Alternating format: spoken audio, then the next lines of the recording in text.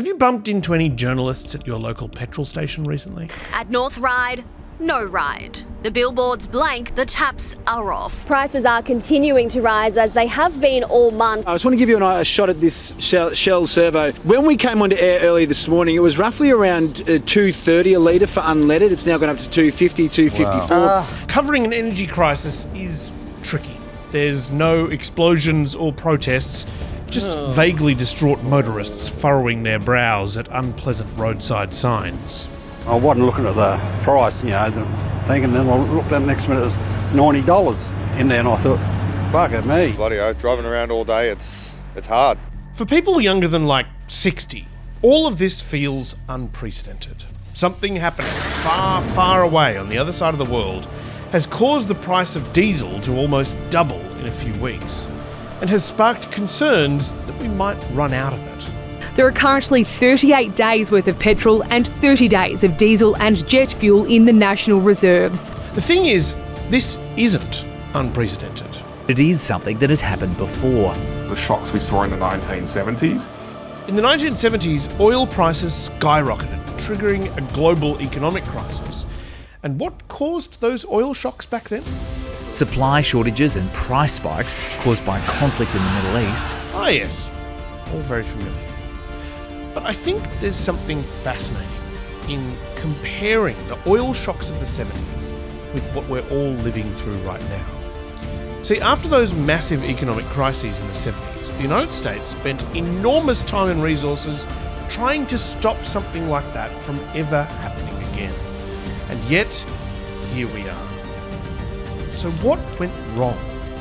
Why did the schemes cooked up after the last lot of oil shocks fail this time? And what do they tell us about what's going to happen next? I'm Matt Bevan, and this is If You're Listening.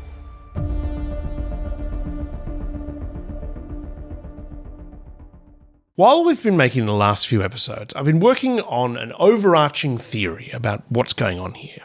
Why the US joined Israel's attack on Iran, despite the obvious risks to its allies in the Persian Gulf and to the global economy. And here's what I've got.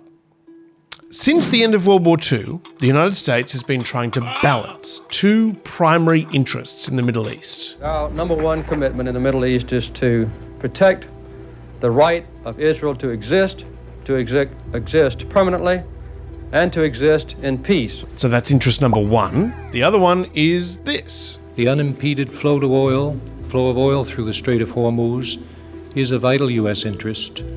It's critical to the economic health of the Western world. Okay, so protect Israel and keep the oil flowing out of the Strait of Hormuz. Israel and oil. Of course, there are other interests in the region, but when it comes to long-term objectives, which justify the enormous amount of money the US spends on military and intelligence operations in the Gulf, it's primarily these two. Their involvement with Israel starts at the very beginning, with President Harry Truman. I also antagonized a lot of people by recognizing the State of Israel as soon as it was formed. This is from an account he gave after he left the White House about why he supported Israel so quickly. And I'd seen some of the places where the Jews had been slaughtered by the Nazis. 6 million Jews were killed outright, men, women, and children, by the Nazis. And it was my hope that they would have a homeland where they could operate. So he got to work. I had to make a compromise with the Arabs and divide Palestine. The Jews wanted to chase all the Arabs into the Tigris and Euphrates River, and the Arabs wanted to chase all the Jews into the Red Sea. And what I was trying to do was to find a homeland for the Jews and still be just with the Arabs. Did he figure out a solution for that? Well, not really.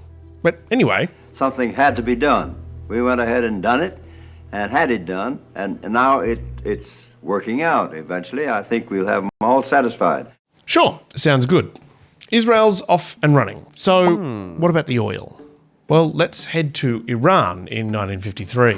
The CIA's first success in bringing down a government came in Iran in 1953. In the early 1950s, the democratically elected Prime Minister of Iran, Mohammad Mossadegh, nationalised the country's oil industry. At that time, Iran's oil belonged to the British and a consortium of other foreign countries. The Anglo-Iranian Oil Company, now BP, was taken over by the government, which planned to use its profits to benefit the people of Iran. The Americans, fearing that Iran's huge oil reserves would fall into Soviet hands, agreed to get rid of Mossadegh. The CIA, under the control of a man with the ridiculous name of Kermit Roosevelt, wrote a letter ordering the dismissal of Prime Minister Mossadegh and gave it to the Shah of Iran to sign. When protests broke out against the Shah's decision, the Shah's army arrested the demonstrators. Then, the CIA agents went to work, literally paying people to protest in favour of the Shah. Liberal use of dollar bills and Persian rial notes secured a mob which shouted support for the Shah. It was the CIA's first and most successful coup. Mossadegh was arrested, and the Shah abolished democratic control of Iran. The Shah never really shook off the image that he was a tool of the West. The Shah wasn't the only oil-rich king that the US had a relationship with. They were also buddying up to the King of Saudi Arabia, building an oil alliance through the Arab American Oil Company, or Aramco. So, Israel's chugging along, and the oil is flowing. Both interests are balanced. Well, sort of. The Middle East, and Arabs and Israelis at war with each other for the fourth time in 25 years. 25 years on from the establishment of Israel, there was still some dissatisfaction. But until 1973, Israel was never at risk of actually losing one of these wars. On Yom Kippur, the holiest day in the Jewish calendar, Egypt sends its Soviet-equipped troops slashing into Israel. This time it's been different. The Arabs' new SAM missiles, provided by the Russians, have added a new factor to the air war. The first Israeli surrenders were moments of rare triumph for the Egyptian commanders. For the first time in 25 years of conflict with Arabs, the Israelis tasted defeat. The Israelis were seriously concerned that they were going to run out of firepower. They called the Americans for help. It was 1973, and the Americans were kind of in a panic of their own. President Richard Nixon was deep in the weeds of the Watergate scandal and was spending most of his time trying to save his own presidency. The increasingly panicked calls from Israel were taken by the newly sworn-in Secretary of State, Henry Kissinger. The United States has a traditional friendship with Israel, which it will maintain. The Israelis were asking him to resupply their weapons before their stockpiles ran out.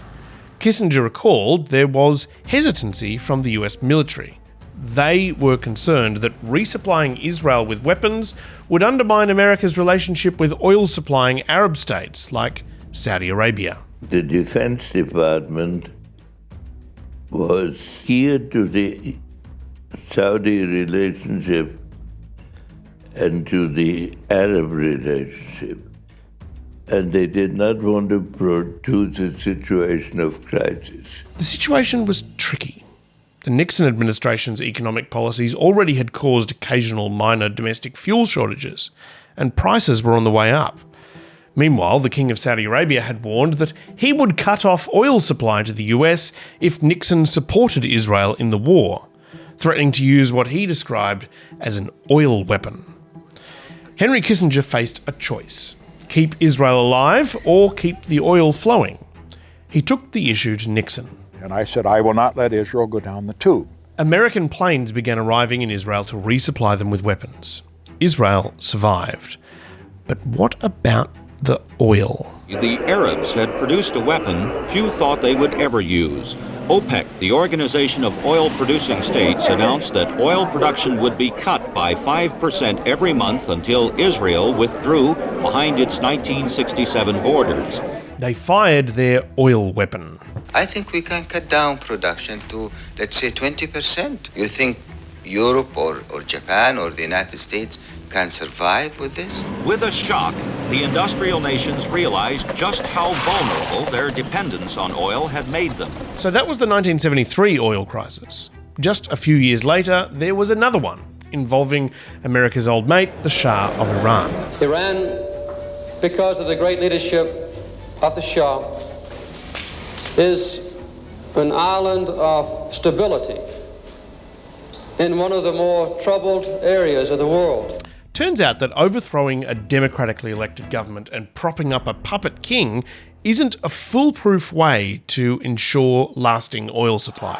The Shah in exile, his mighty army beaten in the streets, his secret service purged, his oil wells shut down. This wasn't a deliberate use of an oil weapon.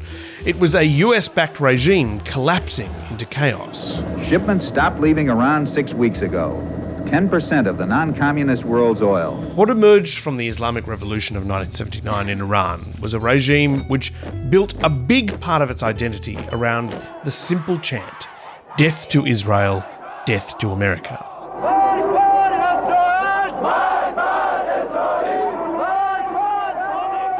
Before long, the Arabs and Iranians were in a full-blown war, a conflict that disrupted oil supply for a decade.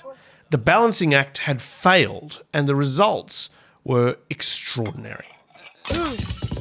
In terms of those results, it's hard to know where to start, but let's just start in the United States. To be sure that there is enough oil to go around for the entire winter all over the country, it will be essential for all of us to live and work in lower temperatures. President Nixon asked everyone in the country to set their heating thermostats to 68 degrees Fahrenheit, or 20 degrees Celsius. Incidentally, my doctor tells me that in a temperature of 66 to 68 degrees, you're really more healthy than when it's 75 to 78, if that's any comfort. Air travel was also curtailed by 10%. Businesses were encouraged to decrease their operating hours. Nixon also signed a law pushing the entire country into daylight saving time in the middle of winter, in an effort to conserve energy in the evenings by shifting the sunset a bit later. Other laws were passed to encourage people to drive less. May I suggest not buying until you have less than half a tank full? New York City police officers were so low on fuel they could only use their cars in emergencies. We're leaving our cars and patrolling on foot, keeping the cars in eye view, staying in the vicinity of the car in case there are any emergency runs. New York's taxi drivers modified their vehicles to run on other types of fuel. With the fuel crunch, fleet owners have been looking for ways to save gas, a modified diesel engine that doubles fuel economy. Others abandoned their cars and rode bicycles instead, or sometimes tricycles. Why do you ride that bicycle? On account of the gas shortage, cannot get gas, so I decided to go buy a bicycle. It's a whole lot cheaper than gas. People even decided against putting up Christmas lights that year to save energy. Usually I take my kids out to see all the lights. This year there were hardly any lights out to see. The US had domestic oil supplies though, so could blunt the worst effects of this crisis. Other countries weren't so lucky. This is going to be a very bleak winter for the British. Motorists have been asked to keep to a 50-mile-an-hour speed limit and not to drive on Sundays if they can avoid doing so. As prices rose, petrol stations started running out of fuel because so many people were doing exactly what they always do at times like this. Panic buying of gasoline by motorists has worsened the situation. Many filling stations have sold out. The high price of fuel flowed into high prices for everything else. Bread, fruit, vegetables, eggs, fish and meat all went up in price. Maar dat kan ook anders, zonder bonnen. In continental Europe, fuel shortages drove some people to convert their cars to wind and pedal power. In Japan, neon lights were turned off across Tokyo. There are petrol shortages. There are queues for fuel oil. There's panic buying, especially of toilet paper. In India, the Prime Minister Indira Gandhi started travelling around in a horse-drawn carriage.